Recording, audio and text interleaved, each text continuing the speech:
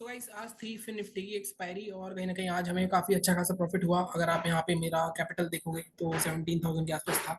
कल मेरे पास 20,000 का कैपिटल था। जैसा कि मैंने आपको बताया, कल सबसे पहले हम कुछ 14,500 के प्रॉफिट में थे और वहां से फिर 2,000 का प्रॉफिट रह गया था। ब्रोकरेज मिला के वो मेरा 4,000 के आसपास का लॉस हुआ, तो कहीं ना कहीं 2500 के आसपास का कल मेरे को लॉस हुआ था आज। लेकिन जैसा मैंने कहा, कल वाली गलती नहीं करी, बट आज दूसरी गलती हुई है एक मेरे से। आज 23 कुछ 23,000 तक का प्रॉफिट मैंने कर लिया था 17,000 के कैपिटल से। मैं आपको हमेशा बोलता हूँ, ये जो मैं बोलता हूँ कि 17,000 के कैपिटल से मैंने 20,000 कमा लिए हैं, ये कोई नया बंदा नहीं कर सकता। जिसको स्कैल्पिंग का एक्सपीरियंस है, जो काफी टाइम से मार्केट में ट्रेड कर रहा है, वो कर सकता है। अभी भी आपने देखा होगा, अभी भी मैं प्रॉफिट संभाल नहीं पाता हूँ, क्योंकि कहीं ना कहीं जैसे आपको पता होगा कि हमने कुछ 10 तारीख तक का हमारा कुछ 24,000 का प्रॉफिट था 20,000 के कैपिटल में। लेकिन 2 दिन हमें लॉस हुआ और हमारा जो प्रॉफिट चला गया। अब फाइनली मैं फिर से प्रॉफिट में आ गया हूँ आज के दिन के बाद। लेकिन मेहनत लगती है इसमें, ये स्कैल्पिंग हर किसी के बस की बात नहीं है, तो काफी लोग उसको कॉपी करने की कोशिश ना करें। मार्केट में आज अगर मैं देखूं तो ये चीज मैंने आपको पहले ही बता दी थी कि फिन निफ्टी जिस तरह का मूवमेंट दे रहा है, लग रहा है कि मार्केट इस 100 पॉइंट की रेंज में ही घूमेगा और कहीं ना कहीं लास्ट में यहाँ पे इसी रेंज में आके बंद हो जाएगा। और वही हुआ मार्केट में, कोई भी लेवल्स को रिस्पेक्ट नहीं करा मार्केट ने।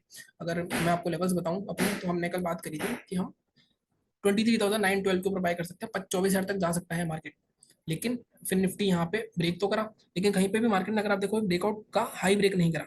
ठीक है, यहाँ क्लोजिंग आई, हाई ब्रेक नहीं करा, इसकी क्लोजिंग आई, हाई ब्रेक नहीं करा, तो कहीं ना कहीं यहाँ पे ट्रेड नहीं बनता था। यहाँ से एकदम रिवर्सल आया। फिर मार्केट पूरे दिन मार्केट ने इस लेवल को क्रॉस करने की कोशिश करी, 912 को, जो मैं आपको दिया था लेवल, बट क्रॉस नहीं करा है। और मैं छोटी छोटी स्कैल्पिंग करते हुए लास्ट में ये जीरो हीरो पकड़ा, 2-3 जीरो हीरो पकड़े थे मैंने लास्ट में। अगर मैं आपको दिखाऊं यहाँ पे, तो आप देखोगे ये सबसे बड़ी एक प्रॉब्लम मेरे साथ ये थी कि मैं 3600 क्वांटिटी लेना चाह रहा था। प्रॉफिट हमारा होता आराम से 25-30 हजार के आसपास भी हो सकता था।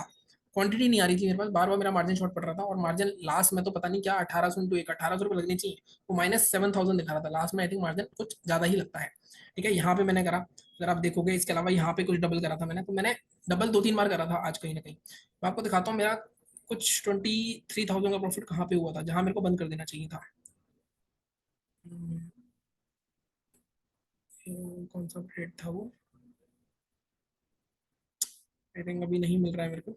अभी आपको ज्यादा ट्रेड दिख रहे होंगे, बहुत सारे ऐसे मार्जिन की वजह से रिजेक्टेड है नीचे, तो ज्यादा नहीं है। कुछ 5,000 के आसपास की ब्रोकरेज जाएगी अपनी, तो अपना प्रॉफिट अच्छा खासा 12-12,500 आ जाएगा। हालांकि ज्यादा है ब्रोकरेज, लेकिन एक ट्रेड था जिसको मैंने 1800 क्वांटिटी में ₹7 पे खरीद के ₹14 बेचे था। ये वो मेरे को ट्रेड दिख नहीं रहा है। अदरवाइज उस ट्रेड के बाद मेरा को 23,000 का प्रॉफिट हो गया था। लेकिन उसके बाद फिर मैं रुका नहीं, मेरे को थोड़ा सा और एक्सपेंड करना है, बट वो और एक्सपेंड नहीं हुआ है।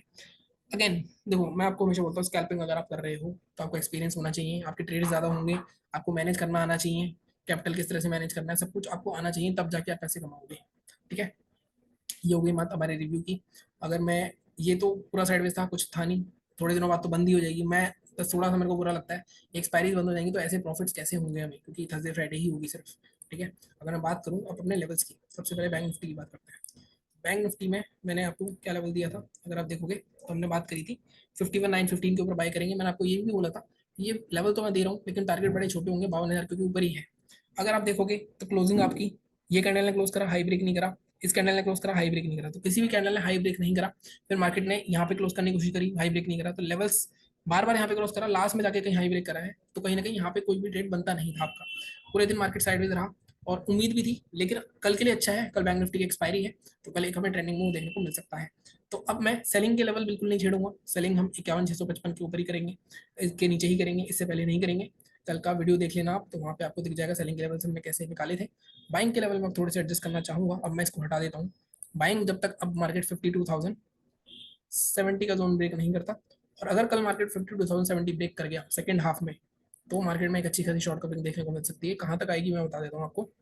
देखो, जो मेजर सेल ऑफ आया था आपका यहाँ तक, तो इनको डराने के लिए आएंगे, तो मार्केट यहाँ तक आ सकता है इजीली, 51,250 से 51,300 तक आराम से आ सकता है, तो यहाँ तक के टारगेट आप रख सकते हो इजीली। और एक्सपायरी भी है, तो जीरो हीरो बहुत तगड़ा बन सकता है कल, तो थोड़ा सा ध्यान से ट्रेड करना। लास्ट में अगर मूव आता है, मॉर्निंग में भी हो सकता है, मॉर्निंग में भी अगर 52,071 निकाले, तो 52,283 तक के लेवल आपको मिल सकते हैं। लास्ट में होगा तो थोड़े ज्यादा पॉइंट्स बनेंगे। 52,071 को पहला टारगेट आपका 170, सेकंड टारगेट 23। 23 ठीक आ रहा है यहाँ, एक बार मैं 15 मिनट के चार्ट खोल लेता हूँ। 23 बिल्कुल ठीक है। तो ये कुछ 200, 250 पॉइंट के आसपास हमें मिल सकते हैं। सेलिंग मैंने आपको बता ही दिया, कल बता दिए थे, वही लेवल्स रहेंगे, उससे ज्यादा हम चेंज नहीं करेंगे। डेली चार्ट भी एक बार देख ही लेते हैं, डेली में क्या हुआ है। डेली में तो कहीं ना कहीं बुलिश ही दिख रहा है मार्केट, मुझे लगता है कल मॉर्निंग में भी हो सकता है मॉर्निंग में ही बाइंग आ जाएगा जिस तरह की कैंडल बनी है। क्योंकि हुआ क्या है यहाँ पे, डब्ल्यू पैटर्न ब्रेक हुआ,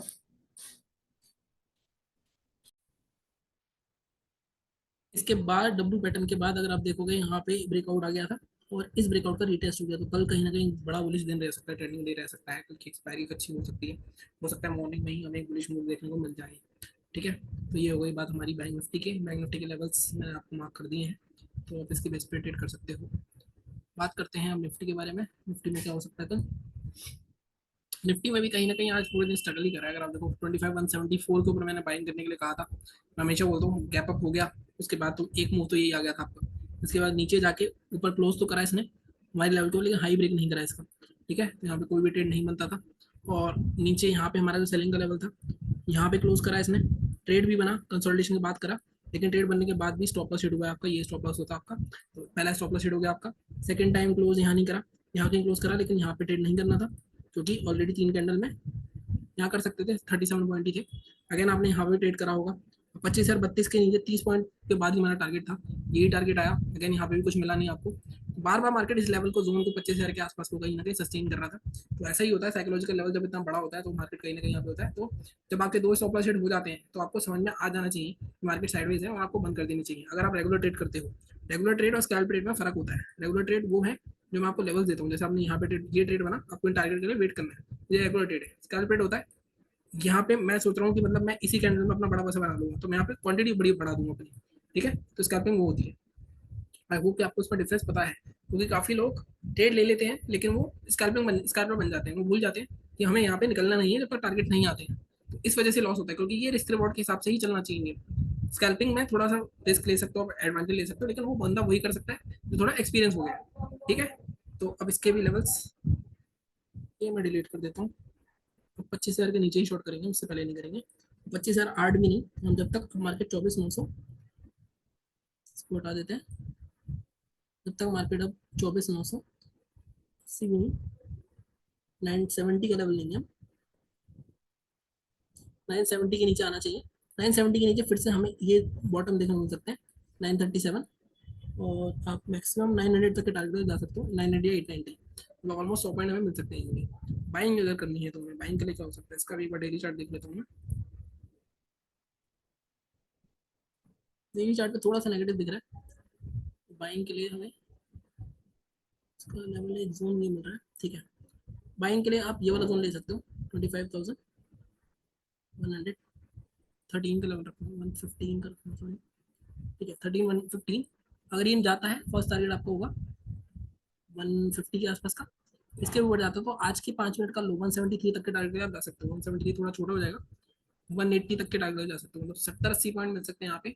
आपने देखा होगा थोड़ा बहुत मोमेंटम कम हो रहा है मार्केट में, और कहीं ना कहीं ये मुझे ऐसा लगता है जैसे जैसे एक्सपायरी थोड़ी नजदीक आएंगी, अब सेंसेक्स में थोड़ा वॉल्यूम बढ़ेगा क्योंकि बैंक निफ्टी का सारा वॉल्यूम वहाँ चला जाएगा, थोड़ा निफ्टी में बढ़ेगा तब थोड़ा सा ठीक होगा, अदरवाइज उससे पहले थोड़ा ऐसे ही रहेगा माहौल। तो लेट्स सी जैसा भी होता है, बाकी चैनल को फिर सपोर्ट करते रहो, सब्सक्राइब करो। Thank you so much.